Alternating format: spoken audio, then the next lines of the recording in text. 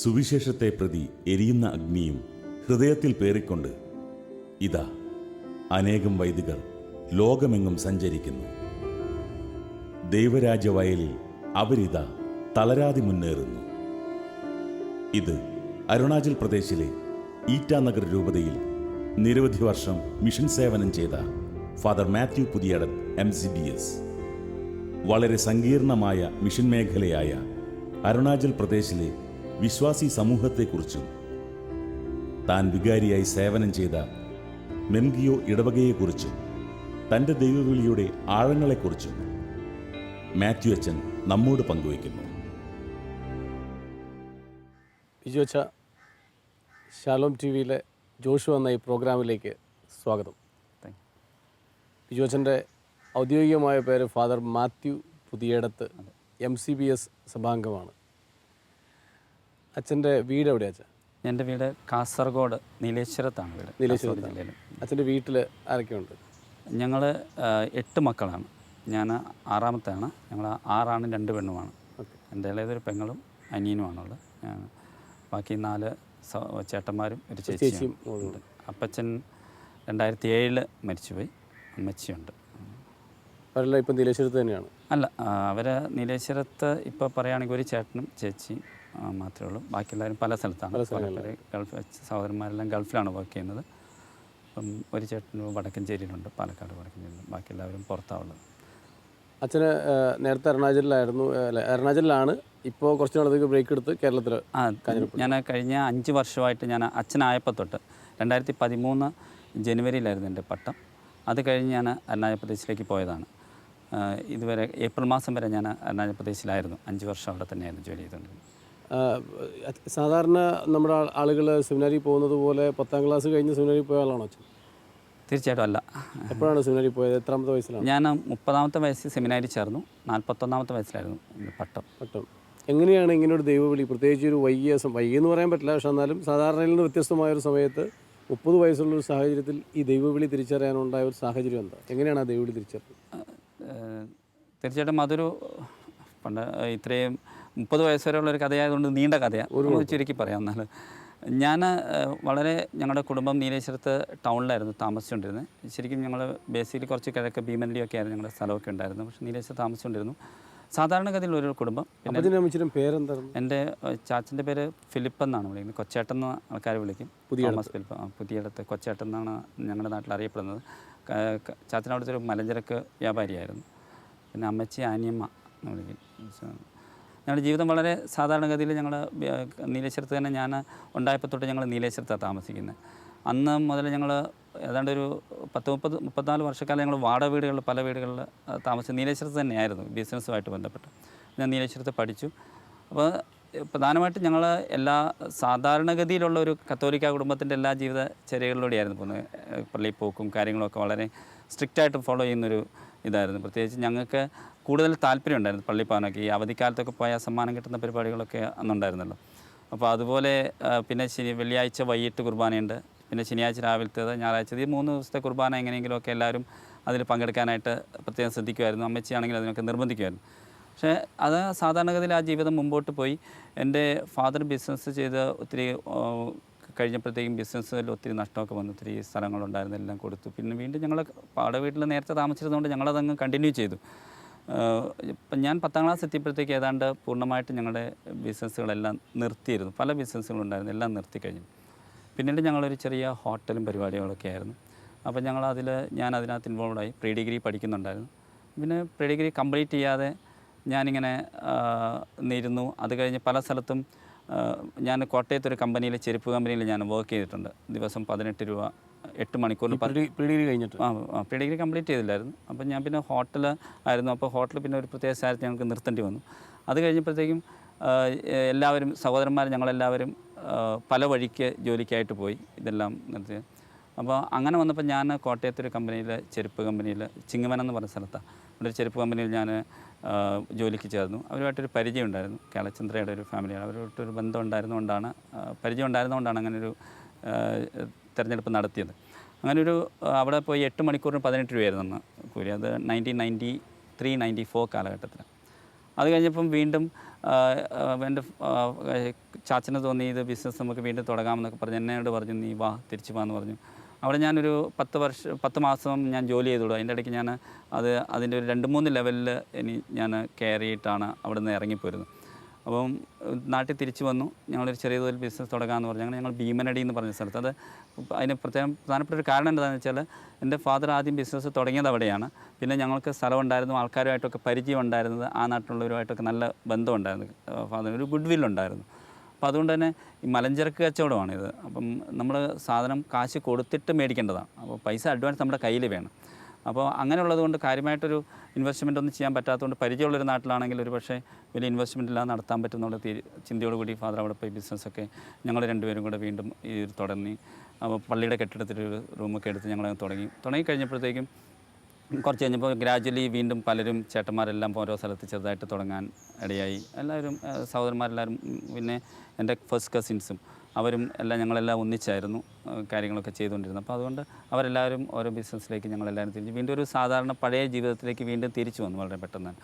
അങ്ങനെ ഇരിക്കുമ്പോഴാണ് 92 മുതൽ തന്നെ ഈ ജീസസ് യൂത്തുമായിട്ട് ബന്ധപ്പെട്ട് എനിക്ക് നല്ലൊരു കണക്ഷൻ ഉണ്ടായിരുന്നു. എൻ്റെ ഒരു first cousin Sini Thomas, Sini first ബാച്ചിൽ ഫുൾ ടൈമറായിരുന്നു, ഇപ്പോൾ പാലക്കാടുണ്ട്. ജീസസ് യൂത്ത് ഫുൾ ടൈമറായിരുന്നു ഫസ്റ്റ് ബാച്ചിൽ ഫുൾ ടൈമറായിരുന്നു. അപ്പം സിനിയിലൂടെ ഈ ജീസസ് യൂത്തിനെ കുറിച്ചൊക്കെ കേട്ടു, അല്ലെങ്കിൽ ആലീസ് ചേച്ചീനൊക്കെ കാണാനിടയായി.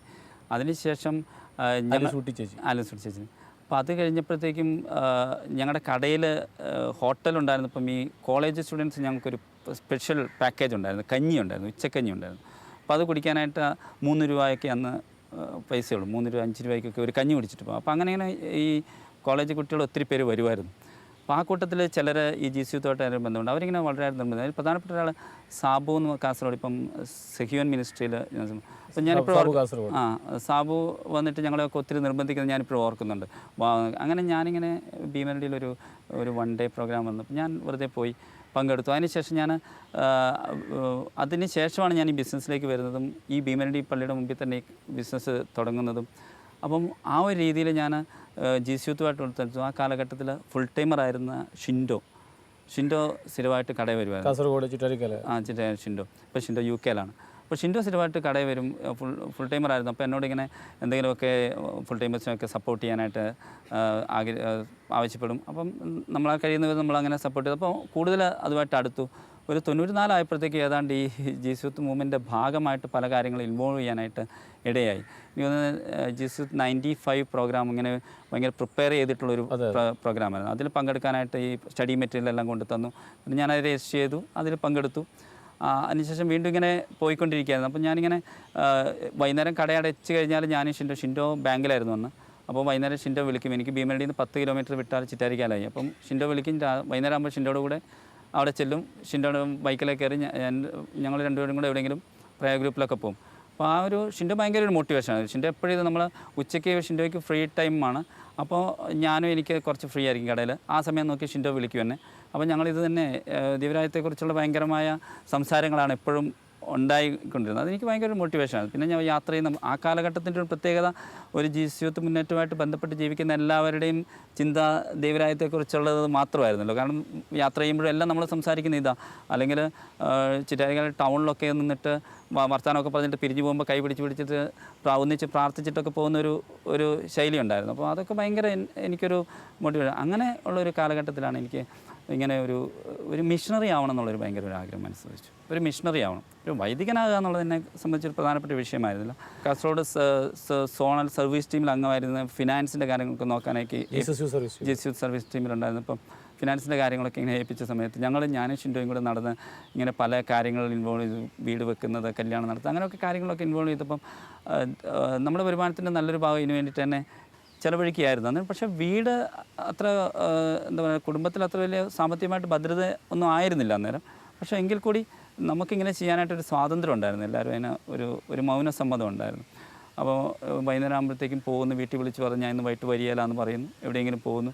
അപ്പം സഹോദരന്മാർക്കൊക്കെ അങ്ങനെ ഒരു ചിന്തയുണ്ടായിരുന്നു. അപ്പം ഇവന് വല്ല അച്ഛനാകാനെങ്ങാനും പോയാൽ പോരെ എന്നൊരു ചിന്ത അവരുടെ മനസ്സിലും ഉണ്ടായിരുന്നതായിട്ടാണ് എനിക്കറിയാൻ പറ്റും. അപ്പം അങ്ങനെ ഒരു കാലഘട്ടത്തിലാണ് എനിക്ക് പറ്റുന്നത് മിഷണറി ആവണം.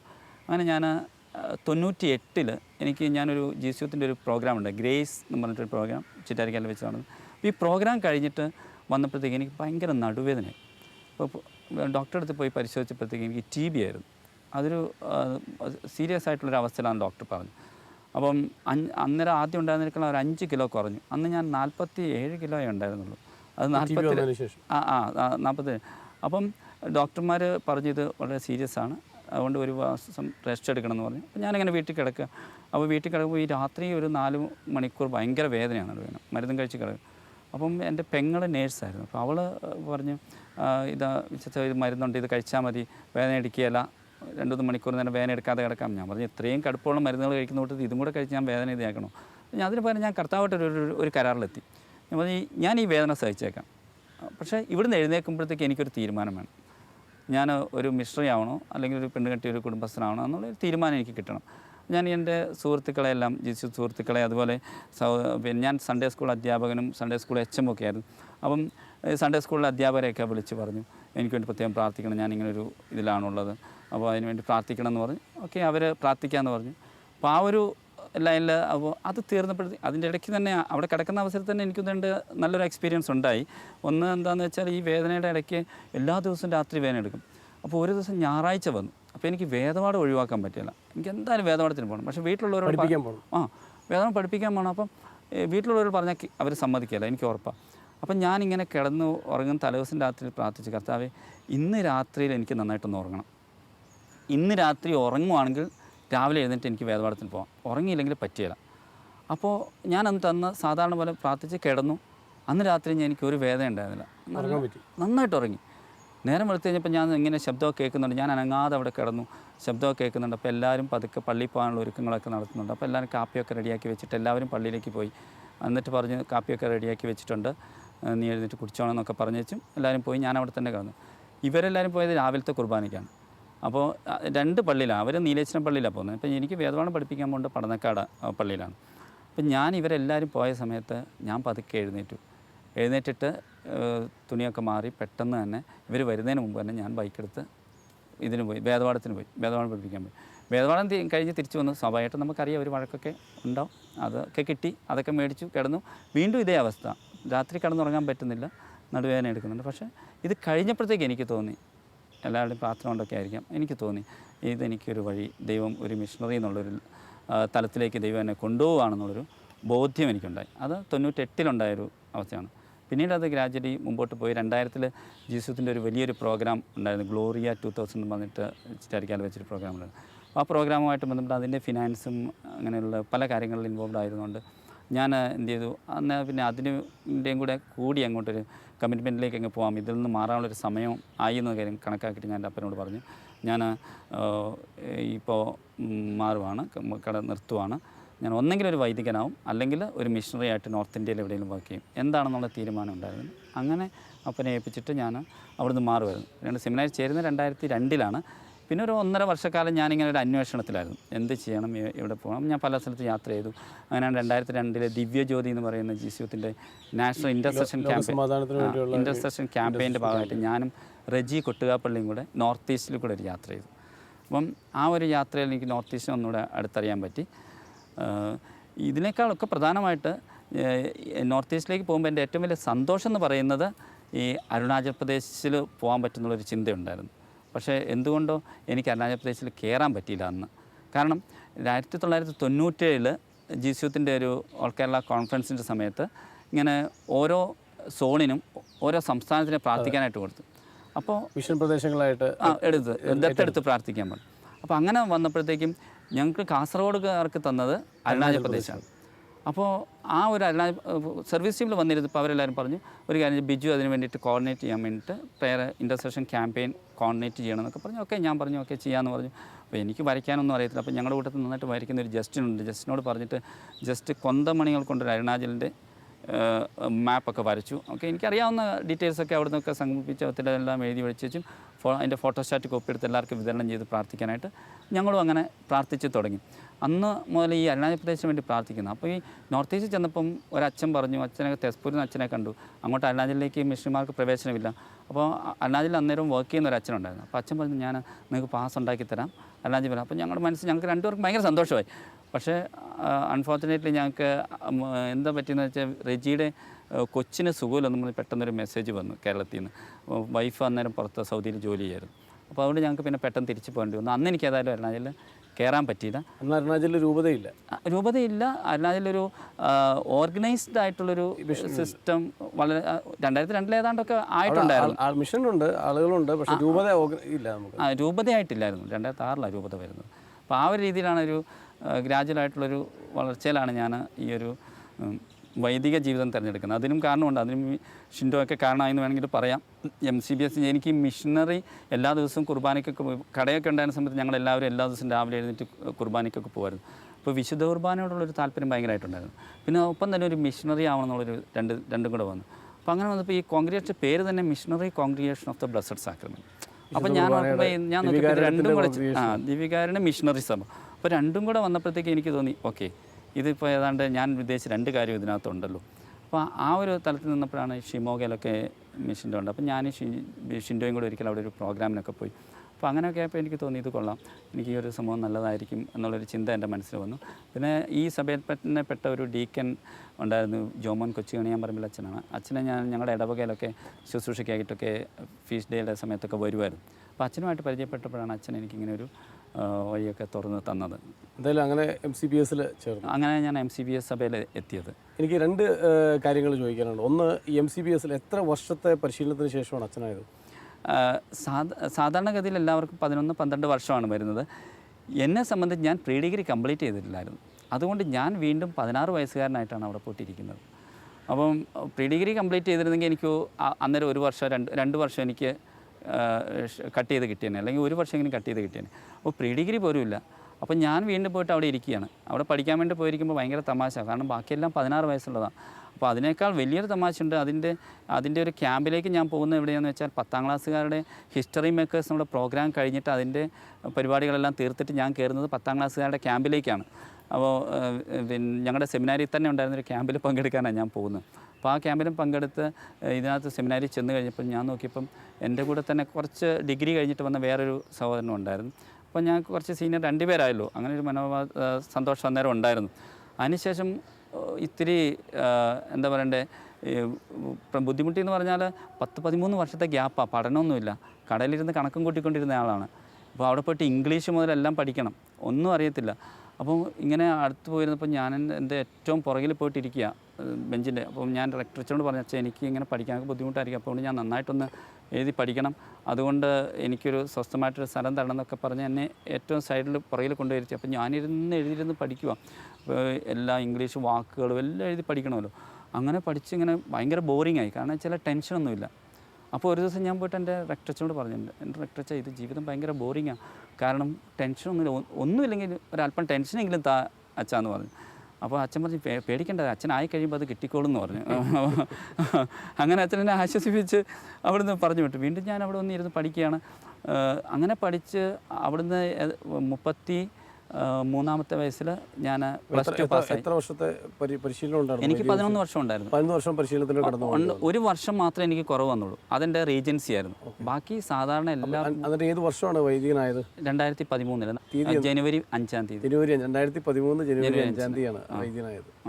ഇപ്പോൾ ഏകദേശം 5 വർഷം കഴിഞ്ഞു. 5 വർഷം കഴിഞ്ഞു, 6ാമത്തെ വർഷത്തേക്ക് ഓടിക്കുന്നു. ഞാൻ ഒരു കാര്യം ചോദിക്കണത്, ഈ വൈദിക പരിശീലനം, MCBS കോൺഗ്രിഗേഷനിലെ വൈദിക പരിശീലനം ഒരു വൈദികൻ എന്ന നിലയിൽ വ്യക്തി ജീവിതത്തെ എങ്ങനെ സഹായിച്ചു എന്ന് വളരെ ചെറുതായിക്കൊന്ന് പറയാം. തീർച്ചയായിട്ടും. ഞാൻ ആദ്യം പറഞ്ഞല്ലോ, ഇത് ദിവ്യകാരുണ്യ മിഷൻ സഭയാണ്. ഇപ്പോൾ ദിവ്യകാരുണ്യ കേന്ദ്രീകൃതമായിട്ടുള്ളൊരു ജീവിതമാണ്. ദിവ്യകാരുണ്യം പ്രഘോഷിക്കുവാനും അത് അർപ്പിക്കുവാനും പ്രഘോഷിക്കുവാനും ജീവിക്കുവാനുമുള്ള ഒരു വിളിയായിരുന്നു അത്. അപ്പോൾ അതുകൊണ്ട് തന്നെ വിശുദ്ധ കുർബാന കേന്ദ്രീകൃതമായിട്ടൊരു ജീവിതമാണ്. നമുക്കൊരു സ്വാഭാവികതയുണ്ടായിരുന്നു എന്ന് പറഞ്ഞാൽ, നമ്മൾ വീട്ടിലൊക്കെ ജീവിച്ചിരുന്ന പോലെ തന്നെ അങ്ങനെ തന്നെ അങ്ങോട്ട് കടന്നു വരുന്നു. പിന്നെ നമ്മൾ പുറത്തുനിന്ന് ഇപ്പോൾ GCUത്തിൻ്റെ മുന്നേറ്റവും അല്ലെങ്കിൽ മറ്റ് പ്രസ്ഥാനങ്ങളൊക്കെ ആയിട്ട് ചേർന്ന് നിന്നവരെ സംബന്ധിച്ച് ഈ സെമിനാരിയിലെ പ്രാർത്ഥനാ ശൈലികളും പ്രാർത്ഥനാ സമയങ്ങളും ഒക്കെ വളരെ നമുക്ക് മനസ്സിൽ കുറച്ച് വിഷമമുണ്ടാവും. ഇത് നമ്മൾ സെമിനാരിൽ നിന്നൊക്കെ പറയുമ്പോഴത്തേക്കും ഏത് നേരം പ്രാർത്ഥനയെക്കുറിച്ചൊക്കെയാണല്ലോ ചിന്തിക്കുന്നത് പുറത്ത് നിൽക്കുമ്പോഴത്തേക്ക്. അപ്പോൾ അവിടെ ചെല്ലുമ്പോൾ അതിനെല്ലാത്തിനും സമയമുണ്ട്. അപ്പോൾ ആ സമയം വെച്ചുള്ള പ്രാർത്ഥനകളൊക്കെ വരുമ്പോഴത്തേക്കും നമ്മളങ്ങനെ ഒരു ശീലം ഇല്ലാത്തത് കൊണ്ട് നമുക്കൊരു വിഷമമുണ്ട്. പക്ഷേ എന്നാൽ നമുക്ക് വ്യക്തിപരമായിട്ട് പ്രാർത്ഥിക്കാനുള്ള സമയം ഉണ്ട്. ആ സമയം നമ്മൾ യൂസ് ചെയ്യുമ്പോഴത്തേക്കും നമുക്ക് വളരെ എഫക്റ്റീവായിട്ട് ആ സമയം ഉപയോഗിക്കാൻ പറ്റും. പിന്നെ അപ്പോൾ ആ ഒരു ചട്ടക്കൂടിൽ നിന്ന് നമുക്ക് പ്രത്യേകിച്ച് 16 വയസ്സുള്ളവരുടെ കൂടെ നമ്മൾ ഈ ഒരു ആത്മീയതയുടെ ആ ഒരു കുറച്ച് വ്യത്യാസം ഉണ്ടെങ്കിൽ അത് ഇച്ചിരി ഒരു ബുദ്ധിമുട്ടുണ്ടാക്കി എന്ന് പറയാം. എന്നാലും നമ്മൾ പിള്ളേരുടെ കൂടെ കൂടുമ്പോൾ നമ്മൾ പിള്ളേരായിട്ടും ഇതിൻ്റെ രണ്ടിൻ്റെ ഇടയ്ക്ക് ഇച്ചിരി പ്രയാസമാണ്. കാരണം വലുതായിട്ട് അവർ പ്രതീക്ഷിക്കും, അച്ഛന്മാർ പ്രതീക്ഷിക്കും. പക്ഷേ നമ്മൾ വലുതായിട്ട് ഇവിടെ പ്രവർത്തിച്ച ഇവൻ ചേട്ടായി പോലെ ജീവിക്കുകയാണ് എന്നുള്ള ചിന്തയോടുകൂടി അവർ ചിലപ്പോൾ നമ്മളെ ഒറ്റപ്പെടുത്തും. അപ്പോൾ ഈ രണ്ടിൻ്റെ ഇടയ്ക്കൊന്ന് ബാലൻസ് ചെയ്ത് പോകാനായിട്ട് ഇത്തിരി ബുദ്ധിമുട്ടുണ്ട്. പക്ഷേ അത് ബാലൻസ് ചെയ്തപ്പം അത് മനോഹരമായി എന്നെ അത് നന്നായിട്ട് സഹായിക്കുകയും ഫോം ചെയ്യുകയും ചെയ്തു എന്ന് തന്നെ പറയാൻ പറ്റും. അച്ഛൻ മുമ്പ് പറഞ്ഞ പോലെ ഒരു ഡിസിപ്ലിനറി ലൈഫ് സ്റ്റൈൽ, ഒരു പ്രാർത്ഥനയുടെ ഒരു അടുക്കും ചിട്ടയും ഒക്കെ ഉള്ള ടൈമും കാര്യങ്ങളൊക്കെ വന്നപ്പോൾ നമ്മുടെ ഒരു ഇതിൽ ഇച്ചിരി ബുദ്ധിമുട്ടൊക്കെ ഉണ്ടായി എന്ന് പറഞ്ഞാലും മറ്റൊരു വിധത്തിൽ ജീസസ് യൂത്തിലെ ഇത്രയും വർഷത്തെ അനുഭവ പശ്ചാത്തലം എങ്ങനെ ഒരു വൈദിക ജീവിതത്തിന് സഹായിച്ചു എന്ന് പറയാൻ പറ്റും? വൈദിക ജീവിതത്തിനേക്കാൾ ഉപരി എന്നെ ഏറ്റവും കൂടുതൽ സഹായിച്ച എൻ്റെ സെമിനാരി ജീവിതത്തിൽ അത് രണ്ട് സഹായിച്ചില്ലെന്നല്ല, അതിനെനിക്ക് വളരെ എനിക്കൊരു വ്യക്തമായിട്ട് എനിക്കൊരു സാധ്യതയുണ്ട്. കാരണം എൻ്റെ ചുറ്റുമുള്ള അച്ഛന്മാർ ഇതുമായിട്ട് അഡ്ജസ്റ്റ് ചെയ്യുന്നതിനെ വളരെ അത്ഭുതത്തോടെ നോക്കിക്കണ്ടിരുന്നു. അപ്പോൾ അതെനിക്ക് സാധിച്ചത് ഞാൻ ഈ യുവജനങ്ങളോട് ഞാൻ ഒത്തിരി കാലം നടന്നതുകൊണ്ടും ഇവരുടെ മനോഭാവം എനിക്ക് മനസ്സിലാകുന്നതുകൊണ്ടും അതുകൊണ്ടാണ് എനിക്കത് സാധിച്ചത്. ആ കാര്യത്തിൽ എൻ്റെ അന്നത്തെ റെക്ടറും എന്നെ ഒത്തിരി എന്നോട് പറയാറുണ്ട്, ഇത് അഡ്ജസ്റ്റ് ചെയ്തല്ലോ എന്ന്. കാരണം അതുപോലെ ഞാൻ ട്രൈ ചെയ്തു. എല്ലായ്പ്പോഴും നമുക്ക് ഇപ്പോൾ പ്രത്യേകിച്ച് ഫിലോസഫിയൊക്കെ പഠിക്കുമ്പോഴത്തേക്കും എല്ലാവരുടെയും ചിന്താധാരകളൊക്കെ വ്യത്യാസപ്പെടുന്ന ഒരു കാലഘട്ടമൊക്കെയാണ്. അപ്പോൾ അന്നേരമൊക്കെ ഇവർക്ക് നമ്മുടെ രീതികളോട് അങ്ങനെ ചേർന്ന് വരുന്നതിനേക്കാൾ ബുദ്ധിമുട്ടുണ്ടെങ്കിൽ നമ്മൾ അവരോട് ചേരാനായിട്ടുള്ളൊരു ശ്രമം എപ്പോഴും നടത്തുന്നുണ്ടായിരുന്നു. അപ്പം അതെനിക്കിപ്പോൾ മിഷനിൽ പോയപ്പോഴും എനിക്കത് സാധിക്കുന്നത് അതുകൊണ്ടാണ്. കാരണം ഇൻകൾച്ചറൈസേഷൻ എന്ന് പറയുന്നത് പ്രധാനപ്പെട്ട ഒരു പോയിൻ്റാണല്ലോ മിഷനെ സംബന്ധിച്ച്. അപ്പോൾ ഇവരോട് താതാത്മ്യപ്പെടാനുള്ളൊരു ശ്രമം ഞാൻ അന്ന് നടത്തിയത് ഇന്ന് എനിക്ക് മിഷനിൽ ചെന്നപ്പോൾ അത് കൂടുതലായിട്ട് ഉപകാരപ്പെടുന്നുണ്ട് എന്നുള്ള കാര്യത്തിൽ സംശയമൊന്നുമില്ല. അത് വളരെ കൃത്യമായിട്ട് എന്നെ നയിച്ചിട്ടുണ്ട്. എൻ്റെ മറ്റൊരു ചോദ്യം, കാരണം തീർച്ചയായിട്ടും അച്ഛൻ പറഞ്ഞു ഈ പ്രായ വ്യത്യാസമുള്ള ആളുകളുടെ ഒപ്പമുള്ള ഒരു പരിശീലനവും ജീവിതവും സ്ട്രഗിൾ ഉണ്ടാക്കിയിട്ടുണ്ട്, അതിനെ അതിജീവിക്കാൻ സാധിച്ചു എന്നുള്ളതും പറയുന്നു. മറ്റ് സഹനങ്ങളില്ലേ? കാരണം ഈ ഒരു പരിശീലനം ഇത്രയും ഒരു ഇതിൽ പരിശീലനങ്ങൾ കടന്നു പോകുന്നു, വൈദികനായിട്ട് ഇപ്പോൾ 5 വർഷമായി, പ്രതിസന്ധികളില്ലേ, സഹനങ്ങളില്ലേ ഈ ജീവിതത്തിൽ?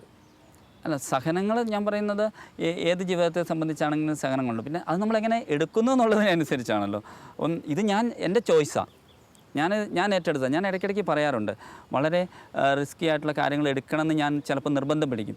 അപ്പോൾ അതിന് ഞാൻ പറയുന്ന ന്യായം ഇതാണ്, സിമ്പിളായിട്ട് ഈസിയായിട്ട് ജീവിക്കാനായിരുന്നു എനിക്ക് കച്ചവടം ചെയ്ത് ജീവിച്ചാൽ മതിയായിരുന്നു. അപ്പം എന്തെങ്കിലും 100% കൊടുക്കണം എന്നുള്ള ആഗ്രഹത്തോടു കൂടിയാണ് വന്നിരിക്കുന്നത്. അപ്പോൾ അതിന് വേണ്ടിയിട്ട് എന്തുമാത്രം റിസ്ക് എടുക്കാനും ഞാൻ തയ്യാറാണ്. അപ്പോൾ ചില സമയത്ത് നമുക്ക് പ്രതിസന്ധികൾ ഉണ്ടാകുമ്പോൾ നമ്മളൊന്ന് മാറി നിൽക്കേണ്ട ഒരു അവസ്ഥ ഉണ്ടെങ്കിൽ എന്ന് പറഞ്ഞാൽ, ഇപ്പോൾ ഇത് എൻ്റെ പ്രസൻറ്റ് സിറ്റുവേഷനാണ്. ഞാൻ 10 വർഷം ഞാൻ നോർത്ത് ഈസ്റ്റിലായിരുന്നു, അതിൽ 5 വർഷം ഞാൻ അരുണാചൽ പ്രദേശിലായിരുന്നു. അപ്പം ആ കാലഘട്ടത്തിൽ വളരെ പ്രത്യേകമായിട്ടൊരു വില്ലേജിൽ, കുറച്ച് ഇൻറ്റീരിയർ ആയിട്ടുള്ളൊരു വില്ലേജിലാണ് ഞാൻ ജോലി ചെയ്തുകൊണ്ട്. അപ്പോൾ അവിടെ സ്കൂൾ, പള്ളി, അല്ലെങ്കിൽ വില്ലേജ് പള്ളികൾ, അങ്ങനെയൊക്കെ ഒത്തിരി വർക്കുകൾ വരും. അവർ ഇത് ആൾക്കാരുടെ ആവശ്യമാണ്, നമുക്കൊന്നും നിരാകരിക്കാൻ പറ്റില്ല. പക്ഷേ ഫോണില്ല. നമ്മളെന്ത് ചെയ്യും? ഒരു ലോറി വരണമെങ്കിൽ, ഒരു ലോഡ് സിമെൻറ്റ് വരണമെങ്കിൽ നമ്മൾ താഴെ പോയി കൊണ്ടുവരണം. അത് 130 കിലോമീറ്റർ 7 മണിക്കൂർ കൊണ്ടാണ് ഡ്രൈവ് ചെയ്യുന്നത്. അതിൽ തന്നെ 55 കിലോമീറ്റർ ഡ്രൈവ് ചെയ്യാനാണ് 4 മണിക്കൂർ എടുക്കുന്നത്. അപ്പം ഇത്രയും ഈ വഴി കൂടെ കയറി ഇറങ്ങി വന്നപ്പോഴത്തേക്ക് എനിക്ക് ശാരീരികമായിട്ട് ഒത്തിരി ബുദ്ധിമുട്ടുണ്ടായി. അപ്പോൾ ഞാനിപ്പോൾ ഒരു ചെറിയൊരു ബ്രേക്ക് എടുത്തിരിക്കുന്നതും ഈ ഒരു കാരണം കൊണ്ടാണ്. നടുവിനൊരു ബുദ്ധിമുട്ടുണ്ടാണ്. പക്ഷേ ട്രീറ്റ്മെൻ്റ് ഒന്നും ചെയ്യുന്നില്ല. പക്ഷേ കുറച്ച് റെസ്റ്റ് എടുത്താൽ മാറുന്നേ ഉള്ളൂ എന്നാണ് ഡോക്ടർമാർ പറഞ്ഞത്. അതുകൊണ്ട് തന്നെ ഒരു 5 വർഷത്തെ ഒരു ഹെക്റ്റിക് ആയിട്ടുള്ളൊരു ലൈഫിന് ശേഷം ഞാൻ വിചാരിച്ചു, നമ്മൾ ചിന്തയും അവിടെ കമ്മ്യൂണിക്കേഷൻ്റെ കുറവൊക്കെ ഉള്ളതുകൊണ്ട് നമുക്ക് പുറം ലോകമായിട്ട് അധികം ബന്ധമില്ല. അപ്പോൾ ലോകത്ത് നടക്കുന്ന എന്താണെന്ന് അറിയുന്നില്ല. അത് മാത്രമല്ല, നമ്മളിങ്ങനകത്ത് ഞാൻ ഇടയ്ക്ക് എൻ്റെ കൂടെയുള്ളവരോട് പറയും, I am intoxicated by this mission എന്ന് പറയും. അപ്പം അങ്ങനെ മത്ത് പിടിച്ച് നടക്കുമ്പോഴേ നമുക്ക് വേറെ ഒന്നും കാണാൻ പറ്റുന്നില്ല. വേറെ ഒരു വ്യൂ പോയിൻറ്റിലൂടെ നമുക്ക് ഒന്നിനെയും ദർശിക്കാൻ പറ്റും. നമുക്ക് എപ്പോഴും നമ്മുടെ മനസ്സിലും ചിന്തയിലും എപ്പോഴും ഇതേ ഉള്ളൂ. അപ്പോൾ അങ്ങനെ ഞാനും വിചാരിച്ചു, ഇത് അപകടമാവുമോ, അതുകൊണ്ട് ഒന്ന് പുറത്ത് വന്നിട്ട് ഒന്നുകൂടെ കണ്ടേച്ചും തിരിച്ചു പോവുകയാണെങ്കിൽ കുറച്ചുകൂടെ നന്നായിരിക്കുമല്ലോ. പക്ഷേ ഇങ്ങനത്തെ പ്രതിസന്ധികളും ഈ സ്ട്രഗിൾസും ഇപ്പോൾ ശരീരത്തിൻ്റെ ബുദ്ധിമുട്ടുകൾ മാത്രമല്ല, മറ്റു പ്രതിസന്ധികളൊക്കെ വരുമ്പോൾ തീർച്ചയായിട്ടും അച്ഛൻ അത്തരം പ്രതിസന്ധികളെ സ്വാതന്ത്ര്യത്തോടെ അല്ലെങ്കിൽ സന്തോഷത്തോടെ സ്വീകരിക്കുന്നു എന്ന് പറയും. പക്ഷെ എങ്ങനെയാണ് അതിനെ ഓവർകം ചെയ്യാനുള്ള ഒരു ശക്തി, ഊർജ്ജ സ്രോതസ് എങ്ങനെയാണ്? തീർച്ചയായിട്ടും നമ്മുടെ വിളിയിലുള്ള ഉറപ്പ് തന്നെയാണ് ഒന്നാമത്തെ കാര്യം. പ്രത്യേകിച്ച് അരുണാചലിൽ വർക്ക് ചെയ്യുമ്പോൾ എനിക്കതിന് കൂടുതൽ ഉറപ്പുണ്ട്. കാരണം ഞാൻ ആദ്യം പറഞ്ഞു, ഈ അരുണാചൽ പ്രദേശിന് വേണ്ടി ഞാൻ പ്രാർത്ഥിച്ചുകൊണ്ടിരുന്നൊരു മനുഷ്യനാണ്. അവസാനം ഞാൻ കോഴിക്കോട്, ഇതിൻ്റെ കോട്ടയം പ്രൊവിൻസ് അല്ലാതെ 2 പ്രൊവിൻസാണല്ലോ കോഴിക്കോട്. ഞാൻ പോകേണ്ടിയിരുന്നത് കോഴിക്കോട് പ്രൊവിൻസിലായിരുന്നു, എൻ്റെ വീട് അവിടെയാണ്. കോഴിക്കോട് പ്രൊവിൻസിൽ ചെന്നപ്പോൾ എന്തോ സാന്ദർഭികമായിട്ട് അവിടെ പ്രായമായവരൊന്നും എടുക്കുന്നുണ്ടായിരുന്നില്ല. അപ്പോൾ അവിടുത്തെ അച്ഛൻ പറഞ്ഞു, ഇവിടെ ഇങ്ങനെ പ്രായമായവരൊന്നും എടുക്കുന്നില്ല, പിന്നെ സഹോദരൻ കല്യാണമൊക്കെ കഴിച്ച് ജീവിക്കുന്നതായിരിക്കും നല്ലതെന്നൊക്കെ ഒരു തമാശയായിട്ടൊക്കെ എന്നോട് പറഞ്ഞു. അപ്പോൾ ഞാൻ അത് കേട്ടു. അത് കഴിഞ്ഞ് പക്ഷേ എനിക്ക് ഇതിനകത്തൊരു തീർച്ച എന്താണ്, ഞാൻ വീണ്ടും ഈ ജോമാനച്ചനെ സമീപിച്ചു. അപ്പോൾ ജോമാനച്ചൻ എനിക്ക് വീണ്ടും കോട്ടയത്തെ നമ്പർ തന്നു, അച്ഛൻ്റെ നമ്പർ. കോട്ടയത്തെ ബന്ധപ്പെട്ടാണ് ഞാൻ പിന്നെ അവിടെ ചേരുന്നത്. അപ്പോൾ അത് കഴിഞ്ഞ് ഞാൻ ഫിലോസഫി ലാസ്റ്റ് ഇയർ ആകുമ്പോഴാണ് അരുണാചലിൽ ഞങ്ങൾ മിഷൻ തുടങ്ങുന്നത്. അപ്പോൾ തന്നെ എൻ്റെ മനസ്സിലൊരു ലഡു പൊട്ടി, അങ്ങനെയല്ലേ പറയാം. അപ്പോൾ ഞാൻ സന്തോഷം തോന്നി, കൊള്ളാലോ, ഞാൻ അരുണാചലിന് വേണ്ടി പ്രാർത്ഥിച്ചുകൊണ്ട് നമ്മൾ മിഷൻ തുടങ്ങി. അന്നേരം പോകാൻ പറ്റും, ഉടനെ പോകാൻ പറ്റുമെന്നുള്ള ചിന്തയൊന്നുമില്ല. അപ്പോൾ ആ വർഷം എന്നോട് പ്രൊവിൻഷ്യൽ പറഞ്ഞു, അച്ഛൻ റീജൻസി ഒന്നും എടുക്കേണ്ട, നേരെ തിയോളജിക്ക് പോയിക്കോ, ഇത്രയൊക്കെ എക്സ്പീരിയൻസ് ഒക്കെ ആയില്ലേ. അപ്പോൾ ഞാനിങ്ങൾ ആ സമയത്ത് ബിറ്റാജി അച്ഛനുമായിട്ടൊക്കെ സംസാരിച്ച സമയത്ത് അച്ഛനുമായിട്ട് സംസാരിച്ചപ്പോൾ ഇങ്ങനെ ഒരു ബ്രദേഴ്സിന് വേണ്ടി ഒരു ഫുൾ ടൈമർഷിപ്പ് എടുക്കുന്നതിനെക്കുറിച്ച് എൻ്റെ മനസ്സിലൊരു ചിന്ത പോയി. അപ്പോൾ അച്ഛനുമായിട്ട് ഷെയർ ചെയ്തപ്പോൾ അച്ഛൻ നല്ലൊരു ആശയമാണെന്ന് പറഞ്ഞു. അപ്പോൾ ഞാൻ അത് വെച്ചൊരു റിക്വസ്റ്റ് കൊടുത്തു, ഒരു ബ്രദേഴ്സിൻ്റെ ഇടയിൽ വർക്ക് ചെയ്യാനൊരു ആഗ്രഹമുണ്ട്. അപ്പം ഞാൻ അതിൻ്റെ ഒന്നും ആവശ്യമില്ല, ഇത്രയൊക്കെ എക്സ്പീരിയൻസ് ആയില്ലേ, തിയോളജിക്ക് പോകുന്നത് നല്ലതെന്ന് പറഞ്ഞു. ഞാൻ 2-3 പ്രാവശ്യം പല കാരണങ്ങൾ ചോദിച്ചപ്പോൾ റീജൻസി വേണ്ടാന്ന് തന്നെ തീർത്ത് പറഞ്ഞു. എന്നിട്ട് എന്നോട് പറഞ്ഞു, തിയോളജിക്ക് ഒരു കാര്യം ചെയ്യുക, ഷില്ലോങ്ങിൽ പോക്കോ, കാരണം നമ്മൾ അരുണാചലിൽ ഒരു മിഷൻ തുടങ്ങിയില്ലെന്ന്. 2009 മിഷൻ തുടങ്ങുന്നത്. ആ വർഷം തന്നെ എന്നെ തിയോളജി പഠിക്കാനായിട്ട് ഷില്ലോങ്ങിലേക്ക് വിട്ടു. പിന്നെ എനിക്ക് സംശയമൊന്നുമില്ല. ഞാൻ തീർച്ചയായിട്ടും നമുക്ക് അരുണാചലിലെ വിശേഷങ്ങളും ഒരുപക്ഷെ ഷില്ലോങ്ങിലെ വിശേഷങ്ങളൊക്കെ നമുക്ക് വരാമായിരിക്കാം. പക്ഷേ ഞാൻ വീണ്ടും ചോദിക്കുന്നത്, ഇത് തീർച്ചയായിട്ടും ഇതിൻ്റെ ബേസ് എന്ന് പറയുന്നത് നമ്മുടെ പ്രാർത്ഥന തന്നെയാണല്ലോ. അതെ, ഞാൻ എനിക്ക് എൻ്റെ ഏറ്റവും പ്രധാനപ്പെട്ട ഒരു കാര്യം എന്ന് വെച്ചാൽ, ഇത്രയും ലേറ്റായിട്ട് പോയപ്പോൾ എനിക്ക് കിട്ടിയ വേറൊരു പ്രധാനപ്പെട്ട ഗുണം എന്ന് വെച്ചാൽ ഭയങ്കര പ്രാർത്ഥനയുടെ ഒരു സപ്പോർട്ട് ഉണ്ടായിരുന്നു. പ്രത്യേകിച്ച് 1994 മുതൽ ഞാൻ അംഗമായിരുന്നു പ്രയർ ഗ്രൂപ്പിൻ്റെ സപ്പോർട്ട്. അത് ഭയങ്കര സ്ട്രോങ് ആണ്. എനിക്കൊരു പ്രതിസന്ധി ഉണ്ടാകും, അല്ലെങ്കിൽ ഞാൻ അവധിക്കാലത്തൊക്കെ വീട്ടിലേക്ക് പോകുമ്പോൾ ബുധനാഴ്ച അത് ചൊവ്വാഴ്ച ദിവസമാണ് അത് കൂടുന്നത്. ഞാൻ വേഗം ചൊവ്വാഴ്ച ദിവസം വൈകിട്ട് പോയി അവിടെ പ്രാർത്ഥിക്കുമ്പോൾ തന്നെ അവർ ഒത്തിരി മെസ്സേജസൊക്കെ തരാറുണ്ട്, ഇങ്ങനെ സന്ദേശം തരും. അപ്പം ചില സമയത്തൊക്കെ നമുക്ക് സെമിനാരിയിലൊക്കെ ചില കാര്യങ്ങളൊക്കെ കാണുമ്പോൾ നമുക്കറിയാതെ പ്രതികരിക്കണം എന്നൊക്കെ തോന്നും. അപ്പോൾ ഇവരൊക്കെ പ്രാർത്ഥിച്ചൊക്കെ ചില സമയത്ത് എൽഡറായിട്ടുള്ളൊരു ചേട്ടൻ ഉണ്ടായിരുന്നു. അപ്പോൾ ചേട്ടൻ പ്രാർത്ഥിച്ചിട്ട് പറഞ്ഞു, ബിജു ഇങ്ങനെ പലതും പറയാനൊക്കെ തോന്നുന്നുണ്ടല്ലേ, അതിനൊന്നും സമയമായില്ല. അച്ഛൻ്റെ വാക്കുകളിൽ തന്നെ വളരെ ക്ലിയർ ആണ്. കാരണം അച്ഛൻ്റെ ഒരു വലിയ ബലം എന്ന് പറഞ്ഞാൽ അച്ഛൻ്റെ പ്രാർത്ഥനയും അത് കൂടാതെ അച്ഛനോടൊപ്പം ഉണ്ടായിരുന്ന ആളുകളുടെ ഒരു നിരന്തരമായ പ്രാർത്ഥന. തീർച്ചയായിട്ടും അച്ഛൻ്റെ അത്തരം വിശേഷങ്ങളുടെ കുറച്ചുകൂടെ വിശദീകരണങ്ങളും മറ്റും ഒക്കെ നമ്മുടെ അടുത്ത എപ്പിസോഡിൽ അച്ഛൻ തീർച്ചയായിട്ടും പറയണം. എങ്കിലും ഏറെ സന്തോഷമുള്ള ഒരു പങ്കുവയ്ക്കലുകളായിരുന്നു. കാരണം നീലേശ്വരത്തെ ഒരു വീട്ടിൽ 8 മക്കളിൽ 6ാമനായി ജനിച്ച് മാതാപിതാക്കളുടെയും കുടുംബത്തിൻ്റെയൊക്കെ സാഹചര്യങ്ങളിൽ നടന്ന് കച്ചവടവും ബിസിനസ്സും ഒക്കെ നടത്തിയിരുന്ന ഒരാൾ 30ാമത്തെ വയസ്സിൽ ഒരു ദൈവവിളി തിരിച്ചറിഞ്ഞ് MCBS ഒരു കോൺഗ്രിഗേഷനിൽ അത് ഒരു ദിവ്യകാരുണ്യ പ്രേക്ഷിത സമൂഹത്തിലെത്തി ഒരു അരുണാചൽ മിഷണറി വൈദികനായി മാറിയതിൻ്റെ കഥ ഏറെയേറെ പ്രചോദനകരമാണ്. കൂടുതൽ വിശേഷങ്ങൾ അടുത്ത എപ്പിസോഡിൽ അച്ഛൻ്റെ ഈ ആദ്യ എപ്പിസോഡിലെ പങ്കുവെക്കലുകൾക്ക് ഏറെ നന്ദി. Thank you. ശിമയോനും യാക്കോബും യോഹന്നാനും വലകഴുകും വലക്കാരും വഞ്ചിക്കാരും. ശിമയോനും യാക്കോബും യോഹന്നാനും വലകഴുകും വലക്കാരും വഞ്ചിക്കാരും. ഒരു നിമിഷം കേൾക്കാമോ, നിങ്ങൾക്കായി നൽകാം ഞാൻ ഇന്നൊരു സന്ദേശം. നിങ്ങളെ സാക്ഷാൽ മുക്കുവരാക്കാൻ ഉതകും സുവിശേഷം. നിങ്ങളെ സാക്ഷാൽ മുക്കുവരാക്കാൻ ഉതകും സുവിശേഷം. ആഴക്കടലിൽ പോകുവിൻ, ആഴത്തിൽ വലയെറിയുവിൻ. ആഴക്കടലിൽ പോകുവിൻ, ആഴത്തിൽ വലയെ